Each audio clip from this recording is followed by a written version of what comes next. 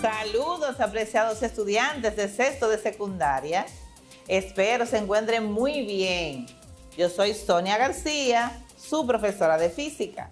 Te invito a conocer experiencias innovadoras y a cumplir con las expectativas del aprendizaje planteadas en tu cuadernillo. Estimados jóvenes, ¿saben qué enfoque tomaremos en cuenta para trabajar este año escolar? Recuerden que estamos trabajando en base a la salud integral y bienestar en tiempos de pandemia. ¿Cómo realizaremos este trabajo?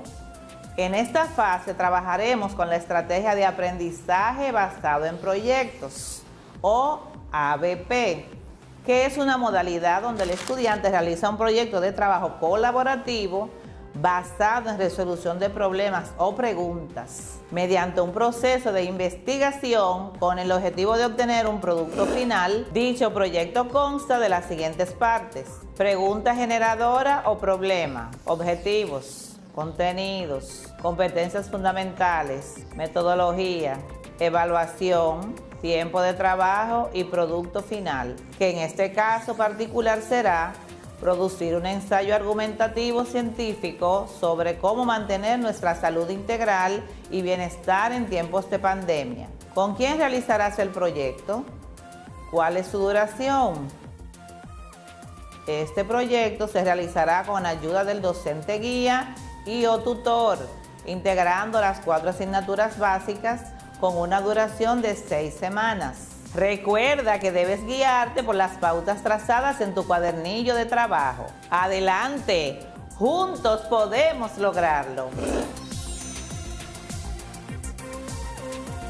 ¿Cuáles temas trabajaremos en la clase de hoy?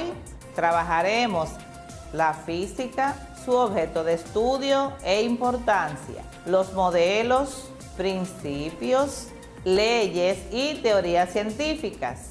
¿Qué queremos lograr con el desarrollo de este tema?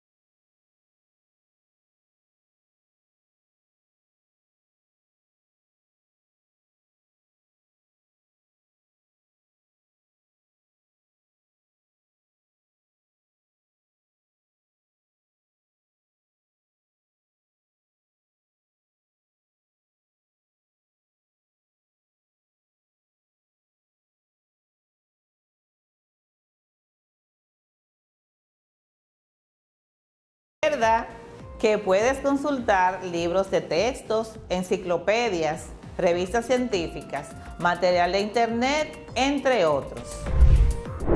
Acompáñame en esta interesante aventura. Analicemos la siguiente situación hipotética. Si te entregaran una caja de libros para organizarlos por su tamaño, ¿cómo sabrías cuál es más grande? ¿Cómo lo medirías? Si respondiste que usando tus manos, tus pasos o simplemente comparando la longitud del libro con un objeto de tu preferencia, lo hiciste muy bien.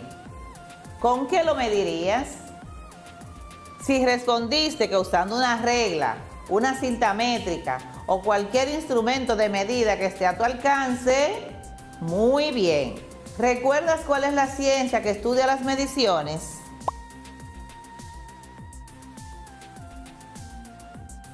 Si respondiste que es la física, estás en lo correcto. ¿Cuáles otros fenómenos estudia la física? ¿Puedes mencionar algunos? Exactamente. Las descargas eléctricas, el movimiento, el universo, el átomo, el calor, la fuerza y la gravedad son objeto de estudio de la física. Al final de este tema seremos capaces de usar de manera apropiada los instrumentos de medidas, reconociendo su resolución, exponer sus resultados con las cifras significativas adecuadas de las actividades.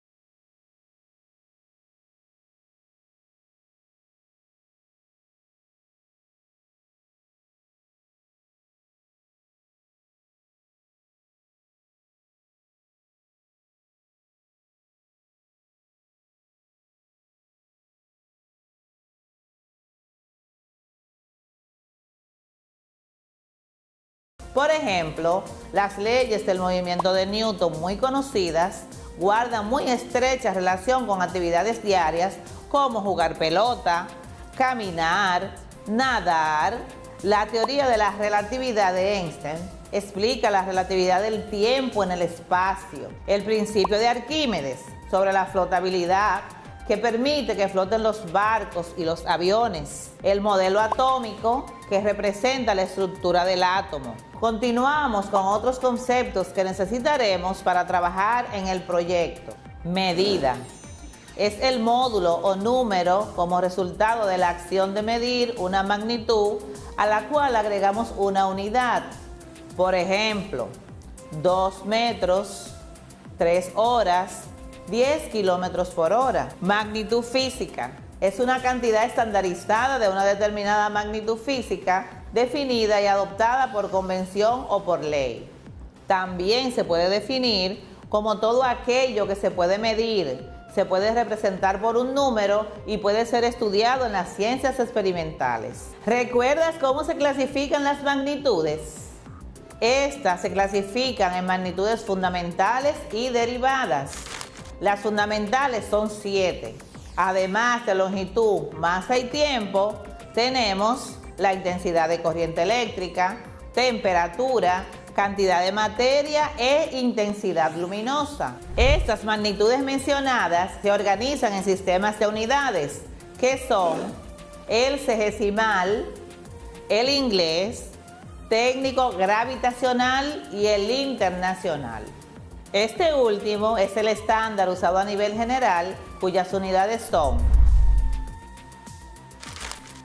longitud, unidad básica metro, representada por la letra M. Temperatura, con su unidad básica en grados Kelvin, representada por la letra K.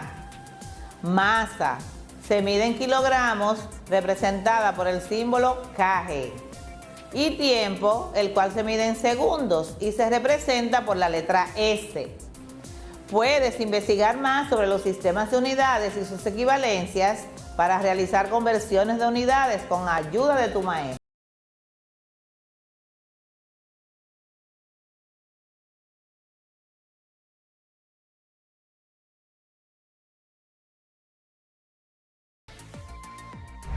La importancia de la física radica en que nos permite comprender los fenómenos que ocurren en el universo y en la vida cotidiana, su origen y su futuro.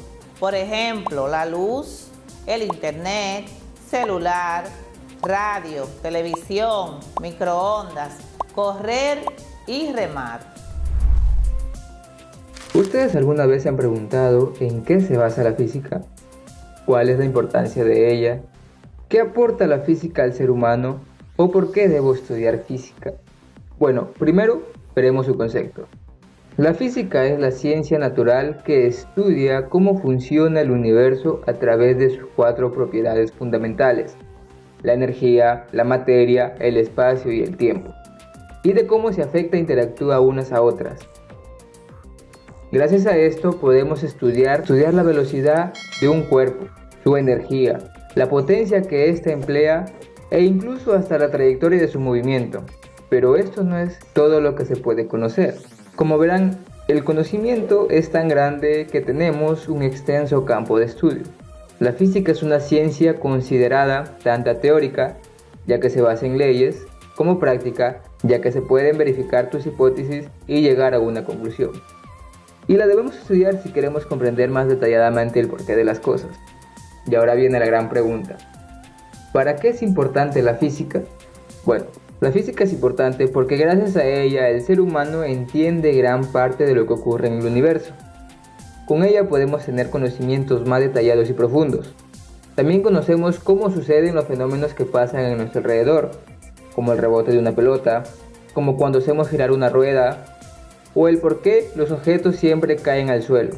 Parece algo ilógico, ¿no? Pero en la antigüedad esto era una gran pregunta. La física es tan importante que ya ha formado parte de nuestra vida diaria. ¿Ah, no lo crees? Pues acá te lo voy a enseñar. Cuando nosotros prendemos un foco de nuestra casa, es física. Cuando nos conectamos al internet, es física.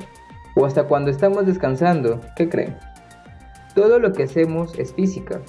La física ha dado los conocimientos para el avance tecnológico, como en las telecomunicaciones, en el campo de salud, en el área nuclear y en fin. La física es tan importante, ya que sin ella no se hubiera logrado nada de lo que hay en estos momentos. Los celulares, los microondas, el wifi, todo esto no hubiera existido. Pero para comprender el comportamiento de las cosas más detalladamente, no solo en la física, existen otras ciencias, bueno, la matemática, la química, biología, que en conjunto estos se complementan y ayudan a un solo propósito: explicar al mundo todo lo que sucede enfrente de nuestros ojos.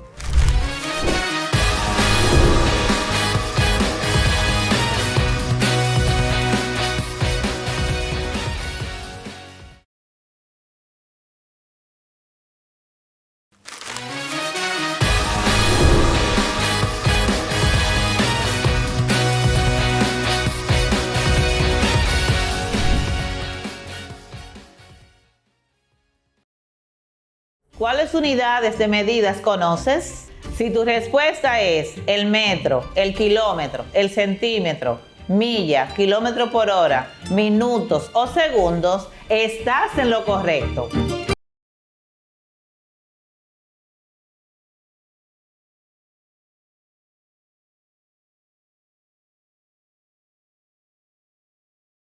Cualquiera de estas pertenece a las unidades de medida.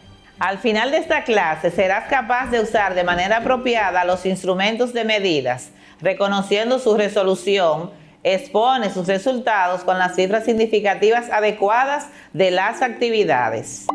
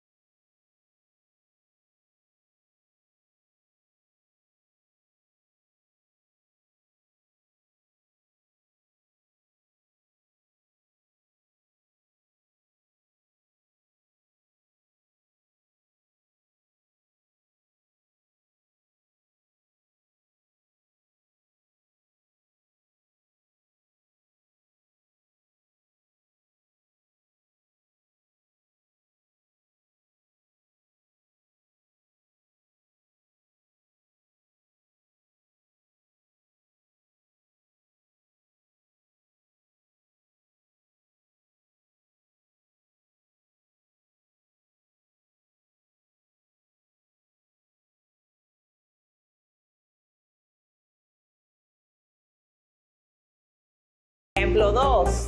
Convierte 400 centímetros a metros. Sabemos que 1 metro es igual a 100 centímetros. ¿Cuántos metros habrán en 400 centímetros? Despejamos a X y esto será igual a 1 metro por 400 centímetros dividido entre 100 centímetros, lo que nos da un resultado de 4 metros.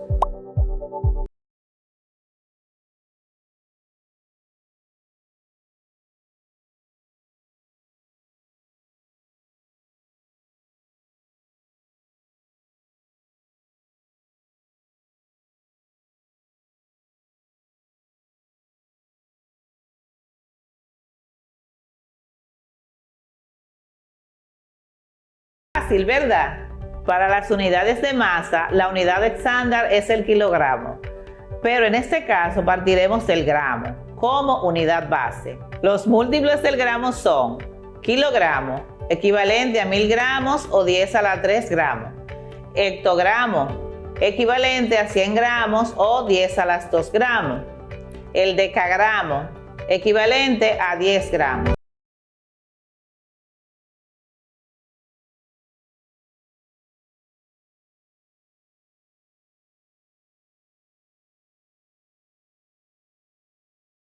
Los submúltiplos del gramo son decígramo, equivalente a 1/10 de gramo, centígramo, equivalente a 1/100 de gramo o 10 a la menos 2 gramos, y el miligramo, equivalente a 1/1000 de gramo o 10 a la menos 3 gramos.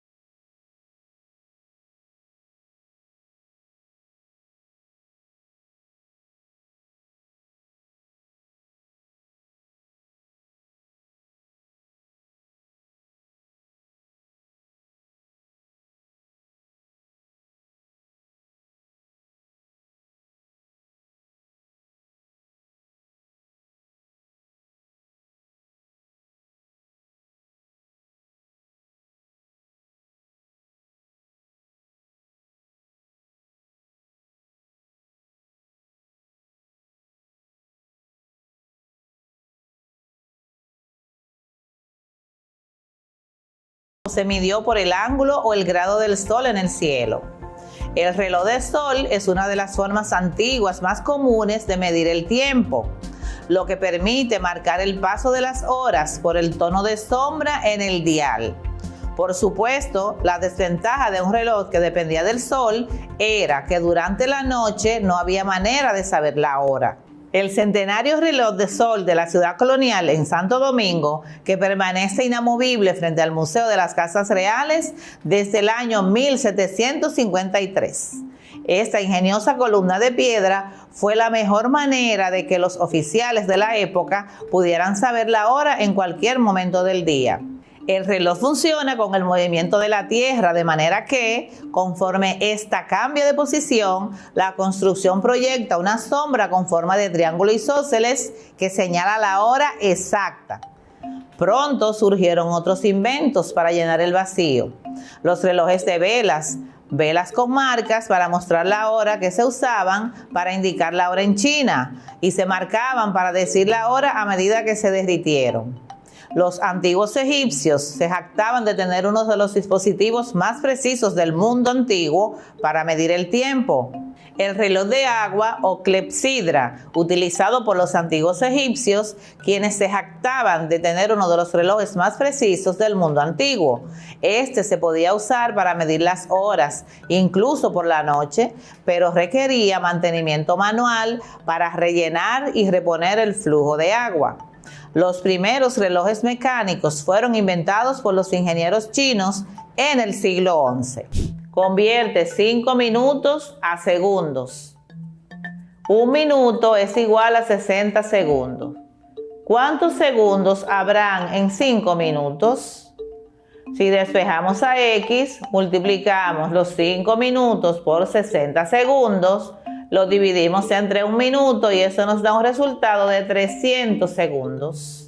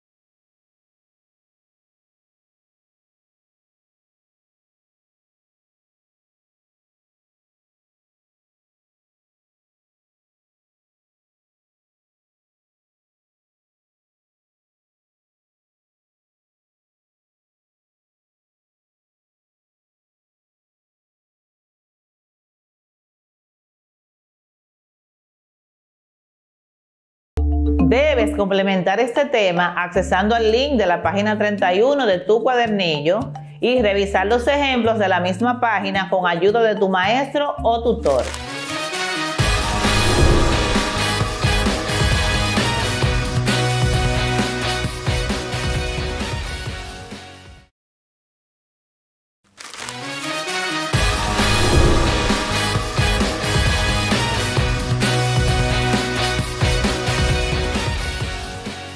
Nuestra clase de hoy trata sobre las cifras significativas e incertidumbre. En este interesante tema debemos lograr las competencias siguientes. Ofrece explicaciones científicas a problemas y fenómenos naturales. Reconoce los conceptos, principios y leyes presentes en problemas y fenómenos, diseñando y aplicando estrategias en la búsqueda de soluciones, tanto en términos cualitativos como cuantitativos. Busca, analiza y evalúa las evidencias que dan respuestas a problemas y fenómenos naturales, comprendiendo el alcance de los conceptos, modelos, principios, teoría y leyes. Comunica sus resultados utilizando el lenguaje científico y tecnológico. Hoy necesitamos los siguientes recursos para nuestra clase: libreta de anotaciones, cuadernillo, lápiz, bolígrafo, goma de borrar, calculadora.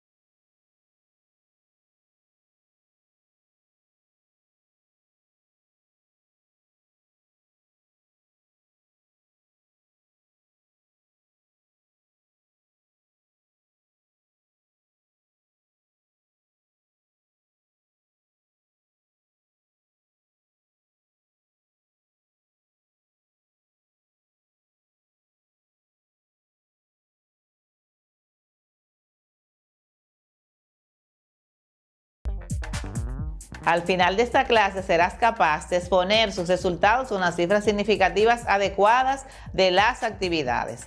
Para esto, conoceremos algunas informaciones importantes sobre las cifras significativas. Las medidas experimentales proporcionan la escala del instrumento de medida y por consiguiente se conocen con seguridad, excepto la última cifra, la cual está influenciada por la precisión del instrumento. Las cifras significativas de un número son aquellas que tienen un significado real y por tanto aportan alguna información. Toda medición experimental es inexacta y se debe expresar con sus cifras significativas. Veamos un ejemplo sencillo. Supongamos que medimos la longitud de una mesa con una regla graduada en milímetros. El resultado se puede expresar, por ejemplo, como longitud L igual a 35.4 centímetros. No es esta la única manera de expresar el resultado, pues también puede ser longitud igual a 0.354 metros. Longitud igual a 3.54 decímetros. O longitud igual a 354 milímetros.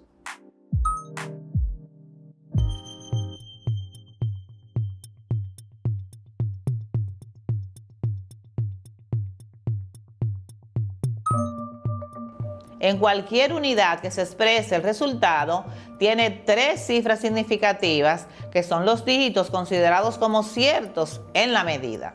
Analicemos la siguiente información. El número que expresa la cantidad en la medida tiene tres cifras significativas, pero de esas tres cifras sabemos que dos son verdaderas y una es incierta, la que aparece subrayada a continuación. En la longitud de la mesa, que es 0.354 metros, la que aparece subrayada es el 4. Esa cifra incierta se debe a la incertidumbre al hacer el análisis de los posibles errores cometidos al medir. Se puede apreciar que en el campo experimental se trabaja con ciertos rangos de incertidumbre. Entonces, ahora socializamos los criterios a tomar en cuenta para la determinación del número de cifras significativas. Caso A. Si un número es mayor que 1, pero no tiene punto decimal, todas las cifras son significativas, excepto los ceros situados al final del número a su derecha.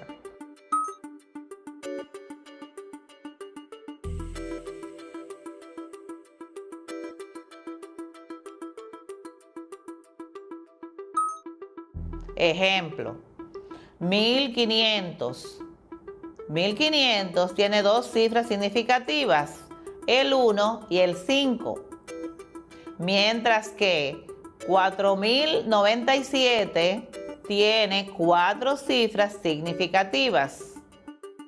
El caso B, números mayores o igual que 1 con punto decimal. Todos los ceros son significativos. Ejemplo, 1500 tiene cuatro cifras significativas. 15.50 también tiene cuatro cifras significativas. Caso C, números menores que 1. No son significativos los ceros que están antes del primer dígito distinto de 0.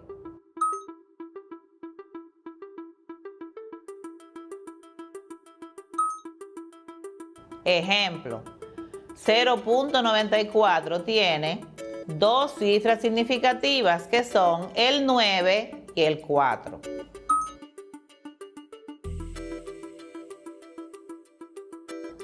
Y a propósito, en nuestro país tenemos un refrán muy popular alusivo al valor del 0 a la izquierda. Qué bien nos serviría para no olvidar esta regla.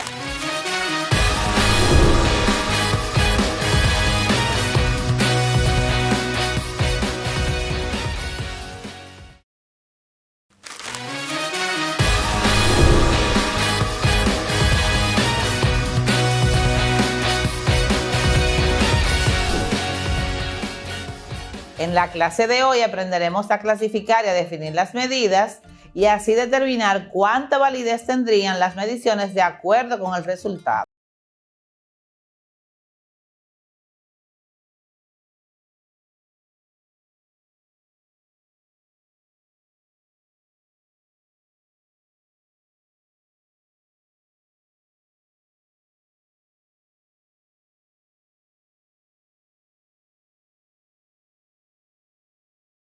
Mientras menos incertidumbre, la medida estará más próxima al valor real. Obviamente, influirá el tamaño de la magnitud. Te explico. Analicemos lo siguiente. Por ejemplo, si nos dan una barra de metal de 500 centímetros de longitud y un clavo de 3 centímetros, este será su valor verdadero o real.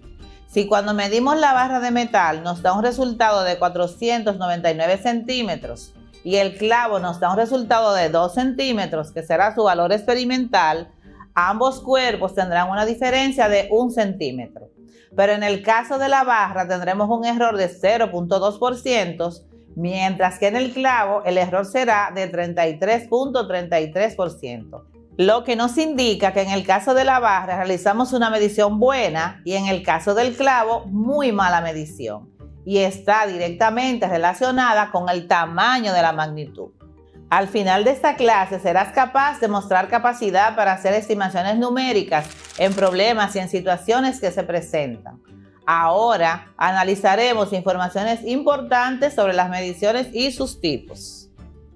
En física, las medidas experimentales pueden ser directas e indirectas. Directas son aquellas que realizamos utilizando un instrumento de medida, mientras que las indirectas es cuando realizamos cálculos matemáticos para obtenerla, como por ejemplo, calculando el área, el volumen, la densidad, la velocidad, la aceleración o la fuerza que necesitan medidas directas para calcularse.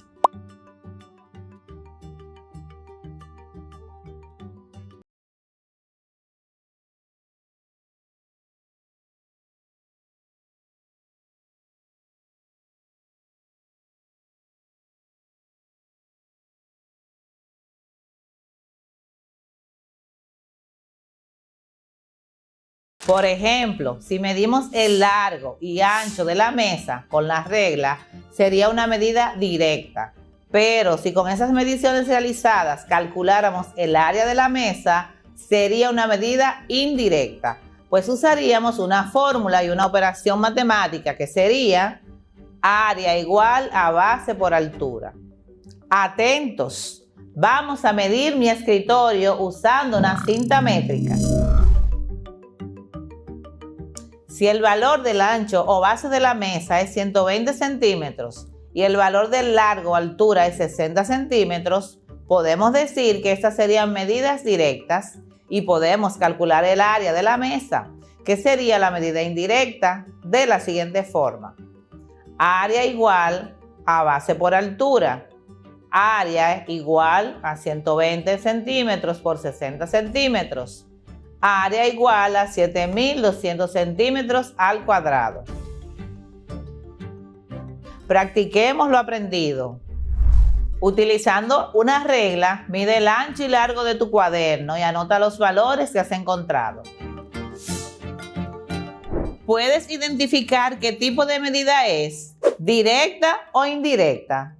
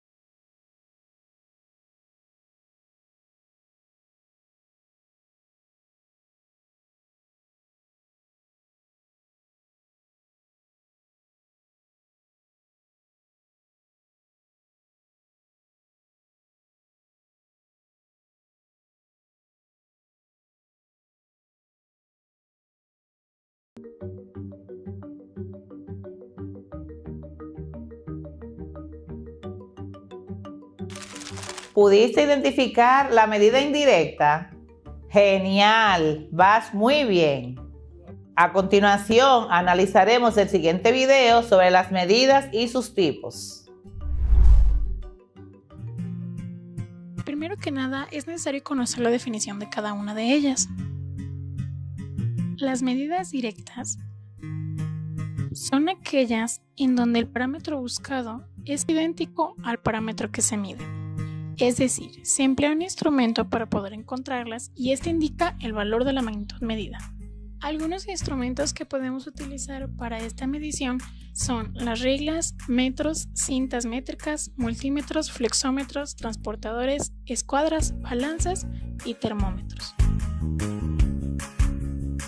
Algunos ejemplos serían medir el largo de un pie, medir la altura de una puerta o medir el diámetro de una circunferencia.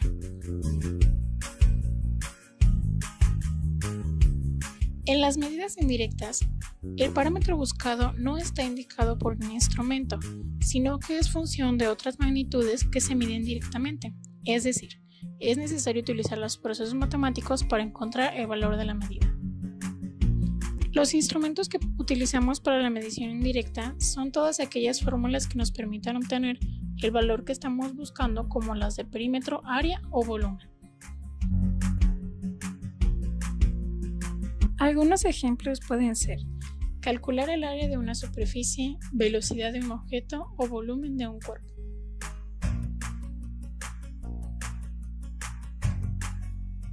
Ahora que conoces las definiciones de cada uno, practiquemos.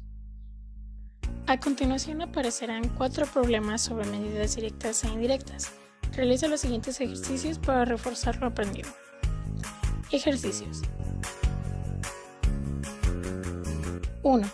Juan quiere mandar hacer una puerta de madera para su cuarto, así que la medirá con una cinta métrica para conocer la altura de la puerta. ¿Qué tipo de medida utilizará?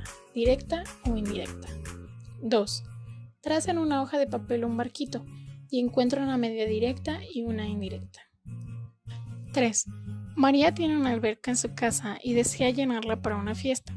Necesita saber cuál es la capacidad que tiene para ver cuántas pipas de agua debe contratar. Para encontrar este valor, ¿qué tipo de medida debe usar? ¿Directa o indirecta? 4. Construye un cubo utilizando media cartulina y encuentra una medida directa y una indirecta. Realiza los ejercicios que te sugieren en el video y socialízalos con tu maestro y tus compañeros. ¿Sabías que toda medición es inexacta y se debe a varias razones? Primero, defecto del instrumento de medida. Segunda, defecto del operador que realiza la medida. Tercera, defecto en la forma del objeto. Cuarta, defecto por factores ambientales. Te invito a ver el siguiente video para profundizar un poco más en los factores que inciden en los errores en la medición. Cuando medimos objetos, podemos observar que algunas de ellas se miden directamente, como cuando medimos una mesa con un flexómetro. Esa sería una forma directa de medirlo. Y también como cuando medimos nuestra altura. Tomamos el flexómetro, pisamos un extremo, lo extendemos y sabemos cuánto medimos. Tomamos la lectura directamente. O también cuando te tomas la temperatura. Ese es un método directo. O cuando queremos medir nuestro peso, simplemente nos subimos a la báscula, vemos la lectura y sabemos cuánto pesamos. También es un método directo de medida. Cuando queremos saber el volumen de un líquido, lo colocamos en una probeta graduada, por ejemplo, y podemos leer directamente su volumen. Ese es un método directo de medida también. Cuando queremos saber cuánta es la presión que tiene una llanta del automóvil, colocamos un manómetro y podemos leer directamente cuánta presión tiene la llanta. También es un método directo de medida. Ahora veamos los métodos indirectos de medida. Quiero medir la mesa, pero en lugar de hacerlo con un flexómetro, lo voy a hacer con una regla de 30 centímetros. ¿Qué hice? Fui sumando de 30 en 30 hasta llegar a la medida final. ¿Qué fue lo que realicé? Operaciones aritméticas. En este caso, fui sumando. Este es un método indirecto de medida. Entonces así logré medir la mesa. Ahora, quiero medir el volumen de agua que tiene una cubeta.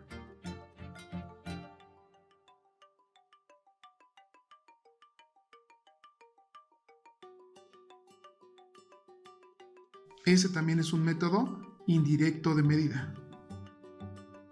Si yo quiero saber, por ejemplo, la edad de una persona y solo tengo el año en que nació, pues lo puedo hacer y puedo calcular su edad también a través de operaciones matemáticas. Una manera indirecta también sería cuando queremos calcular el área de un rectángulo. Primero medimos su largo y después su ancho. Y finalmente aplicamos una fórmula y calculamos su área. ¿Ves la diferencia entre el método directo e indirecto? El directo, como su nombre lo dice, es directo. Solamente verifico y puedo obtener su medida. Pero en el indirecto tengo que hacer alguna operación aritmética, por muy sencilla que sea. ¿Cuáles has empleado tú? Ahora que ya entendiste los diferentes métodos de medición, vamos a plantear la siguiente pregunta. ¿Cómo pueden saber los científicos la distancia entre los planetas? La distancia real del Sol a la Tierra, que resulta ser como de unos 150 millones de kilómetros, fue calculada por primera vez con bastante exactitud en 1672 por el astrónomo italiano Cassini. Utilizó una técnica denominada paralaje para medir la distancia a Marte. Para que tengas una idea de lo que es el paralaje, si sostienes tu pulgar con el brazo extendido y observándolo primero con un ojo y luego con el otro, observa cómo tu pulgar parece desplazarse en un sentido y en el otro frente a los objetos que están a mayor distancia. Dado que tus dos ojos están separados una pequeña distancia, cada ojo puede ver tu pulgar desde una posición diferente. Los astrónomos usan el paralaje para calcular distancias a los objetos en el sistema solar y más allá. Para el caso de objetos cercanos, como los planetas y el Sol, observan el mismo objeto desde dos lugares diferentes de la Tierra, de manera similar a mirar a través de dos ojos que están separados mucha distancia. Para calcular la distancia a un objeto más lejano, como una estrella, los astrónomos la observan desde lados opuestos de la órbita de la Tierra alrededor del Sol. Podrían medir la posición del objeto relativa a las otras estrellas en julio y después nuevamente en enero, logrando así que sus dos ojos, si lo podemos llamar de esta manera, estén separados unas 186 millones de millas. Ahora los astrónomos tienen tecnologías para medir directamente las distancias a los demás planetas. Si tenemos una nave espacial en órbita alrededor de un planeta, sabemos cuánto demora que una señal llegue a la Tierra desde dicha nave espacial. También podemos enviar una poderosa señal de radio hacia un planeta y cronometrar cuánto demora en regresar el eco, dado que la señal y su eco ambos están viajando a la velocidad de la luz. El cálculo es sencillo y muy exacto. Errores en la medición. La medición es una actividad importante en la física y cabe mencionar que no es totalmente exacta. Al realizar una medición, ya sea directa o indirecta, siempre se cometen errores. Esto se debe al uso de técnicas inadecuadas de medición o debido a que la mayoría de los instrumentos tienen una precisión limitada. Por consiguiente, las mediciones siempre deben de ser expresadas considerando el error existente en las mismas. El error en la medición puede definirse como la diferencia entre el valor obtenido al hacer una medición y el valor verdadero. Los errores que se pueden presentar de manera frecuente son: número 1. La mala calibración de los instrumentos de medición. ¿Cuántas veces queremos medir algo con algún instrumento y está mal calibrado y no nos damos cuenta y realizamos la medición? Este es un error que se puede cometer. Para el número 2 tenemos el defecto o la falta de mantenimiento en el aparato de medición. Los aparatos de medición también deben de estar limpios, deben de tener cierto mantenimiento, ¿sí? Entonces tenemos que tener cuidado en ello para no cometer este error. Número 3. La incorrecta postura del observador al efectuar la medición. La postura al tomar la lectura en algún instrumento debe de ser la adecuada. Por ejemplo, cuando estamos tomando la temperatura de alguna persona con un termómetro de mercurio. A veces los abuelitos, la gente adulta que ya no ve bien, los pone de lado, los pone contra la luz y esto provoca un error en la medición. O cuando estás midiendo con una cinta métrica, no te agachas lo suficiente para tener a la altura de los ojos la lectura, sino que lo haces a cierta distancia. Eso provoca también un error en la medición. Y para el número 4 tenemos el defecto visual, lo que se mencionaba en el anterior, el defecto visual de las personas que realizan la medición. Nos hace falta lentes, nos hace falta una graduación y no alcanzamos a ver bien y cometemos un error en la medición. Para el punto 5 tenemos el uso inadecuado del instrumento. No lo sabemos manejar, no lo tomamos adecuadamente, no lo manejamos como se debe, como dicen las instrucciones, y eso nos provoca un error en la medición. Y por último, los factores ambientales, como por ejemplo la temperatura, la humedad, la presión atmosférica. Esto puede afectar tanto el aparato de medición como a los objetos que se miden. Por ejemplo, la longitud de una regla metálica puede variar ligeramente con los cambios de temperatura, o cuando tenemos una regla de madera. Por la humedad del ambiente también la madera se hincha, con el calor regresa al tamaño original, entonces esto nos puede generar algún error en la medición. Los instrumentos son sensibles también a estos cambios de factores ambientales, como la balanza analítica. Estas se desequilibran fácilmente. Algunas propiedades de las sustancias, como la densidad, son afectadas por cambios de temperatura. Una forma de disminuir el margen de error es repetir el mayor número de veces posibles la medición en cuestión y obtener un valor promedio. Quiere decir que si yo quiero una medición perfectamente o lo más cercano a la perfección, yo puedo medir una, otra, a lo mejor 5 veces y después divido esas mediciones entre 5 y eso me dará un margen de error muy pequeño y estaré haciendo una medición muy precisa. ¿Cómo puedes aplicar los conocimientos adquiridos en esta clase? Esta clase te será muy útil al momento de trabajar con mediciones y unidades de medidas, que te ayudarán más adelante en tu proyecto, en tu vida profesional, si quieres ser ingeniero, arquitecto, incluso en la vida diaria, para medir con precisión mobiliarios y espacios en tu hogar, en tu trabajo o donde necesites. Te recomiendo indagar más sobre el tema buscando en internet o en tu cuadernillo y te animo a socializar lo aprendido con tu maestro, tutor o con tus compañeros.